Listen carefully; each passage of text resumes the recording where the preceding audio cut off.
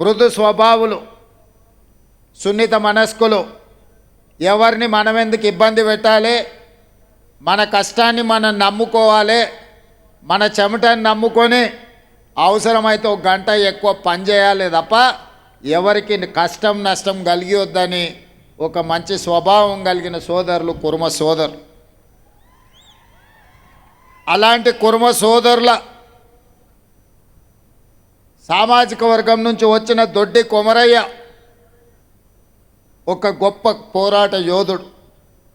ఆనాడు నిజాంలకు రజాకర్లకు వ్యతిరేకంగా జరిగిన సాయుధ రైతాంగ పోరాటంలో భూమి కోసం, భుక్తి కోసం, విముక్తి కోసం వెట్టి చాకిరి నుంచి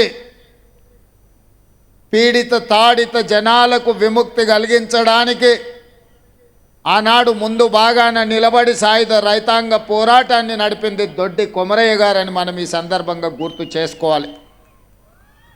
ఆనాడు రజాకర్లను గ్రామాలలోకి రానియకుండా అడ్డుకట్ట వెయ్యాలి, దొరల యొక్క పెత్తనాన్ని ఆధిపత్యాన్ని అణచివేయాలంటే దుడ్డుకర్రల సంఘం పెట్టాలి. దుడ్డుకర్రల సంఘంతో ఆనాడు బడుగులను దళితులను కాపాడిన గొప్ప చరిత్ర, గొప్ప పోరాట యోధుడు దొడ్డి కొమరయ్య.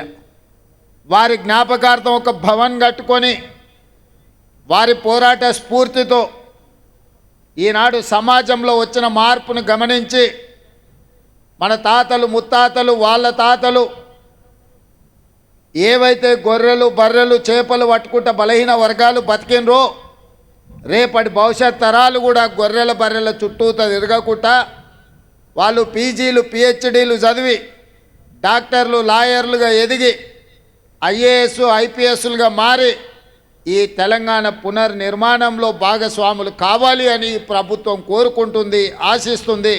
తప్పకుండా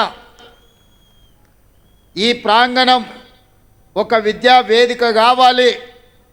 మన భవిష్యత్ తరాలకు ఇక్కడుంచి విజ్ఞానం పంచాలి. డాక్టర్ బాబాసాహెబ్ అంబేద్కర్ చదువే మనకు అన్నిటినీ తెచ్చిపెడుతుంది. చదువు ఒక విజ్ఞానం, తద్వారా ప్రపంచాన్నే మనం శాసించవచ్చు అనేదైతే ఆలోచన ఉందో ఈరోజు మా కుర్మ సోదరులకు చదువుకోవడానికి అవసరమైన అన్ని ఏర్పాట్లను రాష్ట్ర ప్రభుత్వం అందిస్తుంది అని చెప్పి నేను వేదిక మీద నుంచి చెప్పదలుచుకున్నా.